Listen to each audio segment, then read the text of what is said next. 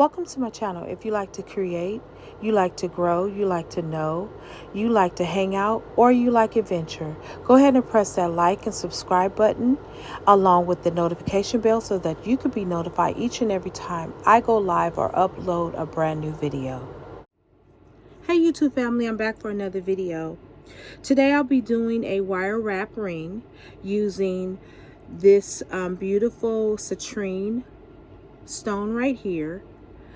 I'll be using the ring mandrel and the non-tarnish resistant 20 gauge wire. For those of you that might just be starting off, you always want to start off with a smaller gauge.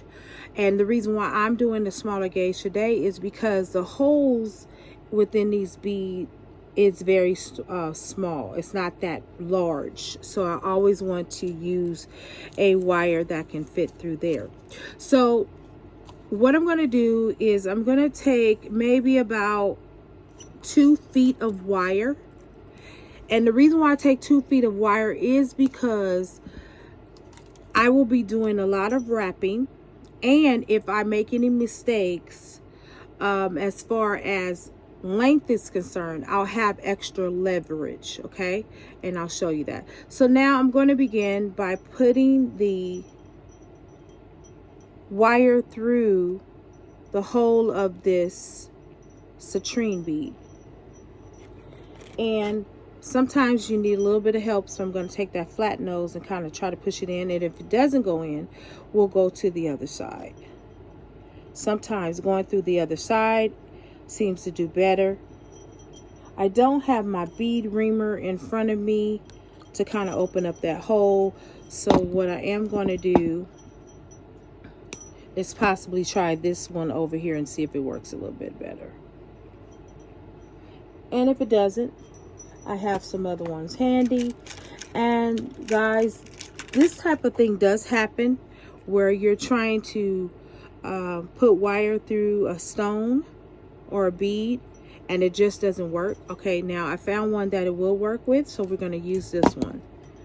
Okay. All right. I was thinking as I was coming on video, do you guys ever get to the place where you feel sometimes uninspired as an artist, where you don't feel like you have any more creativity in you at that moment? Sort of like writer's block. Okay, now let me show you what I am doing here. So I'm taking the bead. I already put that wire through it, as you can see. Now I'm holding it on the ring mandrel. Now I'm going to start off about 11, and the reason why you start off higher is because you want to give yourself room enough to be able to tighten it or make it smaller. If you start off too small, you can't enlarge it, but you can always decrease the size. But if you start off with an 8 or a 9, it'll most likely be a 6.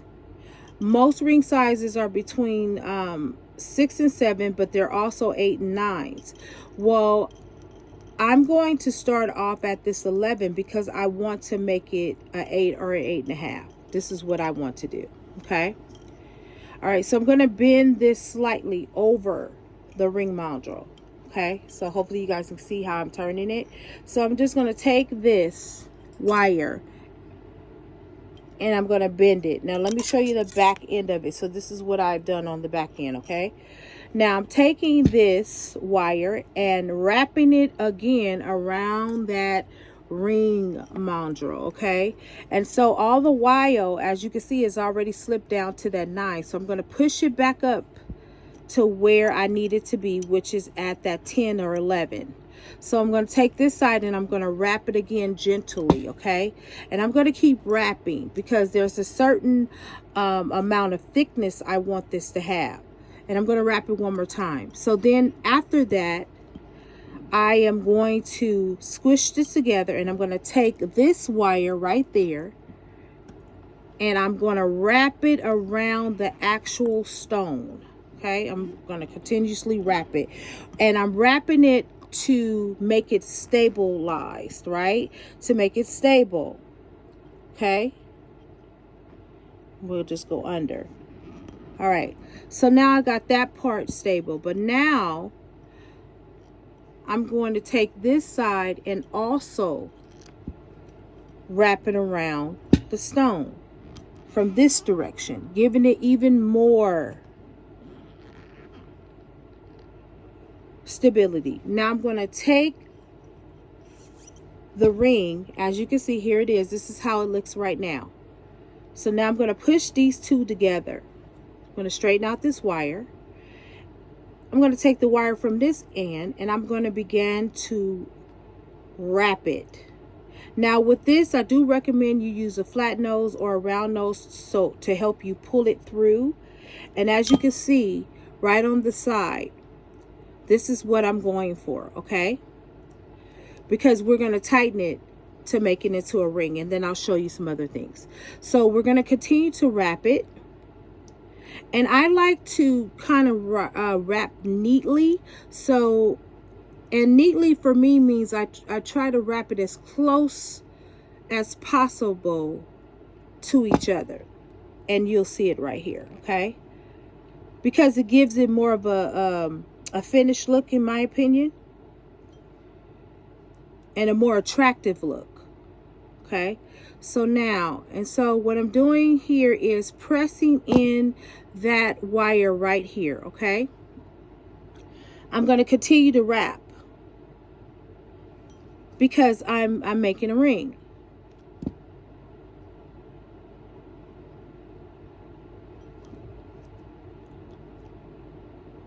This doesn't take long. Again, you will get better at it as time goes. I'm still perfecting it.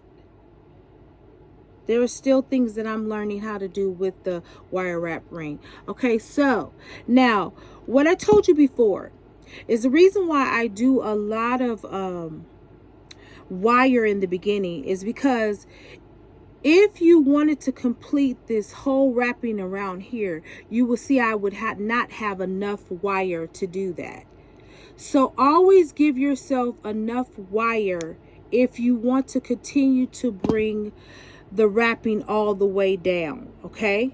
Now I'm going to go to this side and I'm going to do the same thing on this side. So I'm going to take it through here. Hopefully you can see this. Okay, and I'm just going to pull it. Never mind how it looks right here. That will correct itself once I pull through here, okay? All right, there we are. See how it corrects itself? All right, so now the same thing I'm going to do to this end. Now this side, guys, is going to be a little bit wider. I will show you how I can fix this side in just a moment. All right, so there we are. There are two things I can do. I can either add more wire on the other side of the ring, or I can make sure that while I'm wrapping this side, I can even it out and make sure it's just even. Okay, and again, we're taking these pliers to make sure that we have that even look that I like. Now, you guys have to decide how you want your ring to look like. You may not care that it's puffy or bigger or looks a certain way, but I just like the way that it looks. And again, guys, I am really all about aesthetics at times. So I see this little pole right here. So I'm just going to take this and go all around the ring and kind of smooth it out. Okay, and you can do that right in the middle. All right, so we're going to go ahead and take that again and wrap it around. And just do it really slowly, guys, because sometimes the wire will give and it will break. Okay, all right, as you can see, I'm forming the same rhythm that I have on this side right here. And so for the sake of the video and time, I'm just going to make it even on both sides. Okay, now as you can see right here, sometimes it does wonky things like that. That's easily corrected. You just want to push that in, pull that wire. That's why I say it's important for you in this project to have a flat nose or a round nose. It will greatly help you keep your wire wrapping on track. And sometimes the wire will be a little testy and fight you. But you just keep plowing at it, keep, molding it and shaping it regardless of what it's trying to do. Okay, there we go. Now I was saying before, are there times where you feel like you're not inspired to make anything? What do you do in those times where you just feel like, oh, I've created all that I could create in this moment in time? Do you take a break? What do you do? Or do you just keep making? Or do you watch videos? What does your inspiration look like? Okay. All right. Now, there we go. So we're going to tighten that. Now, as you can see, they are now even. I'm going to do one more on this side to kind of make that even. And that's all I'm going to do with the ring. And then I'm going to show you some other little techniques that I do to tighten it up at the top, because it does move around a little bit. Okay. Alrighty. So we're done with this. All right. So now I'm going to take my cutters, because I am done with that. I'm just going to snip it right about there. And I'm going to take this and close this off. And I'm going to make sure, guys, that that wire is planted into itself so that nobody, hurts themselves when they're trying it on. And I'm going to make sure on this side the same thing. All right. So now I'm going to put it back on the ring module. And at this point, guys, you can hammer it if you chose to. Okay. I don't have my hammer right before me, but I can take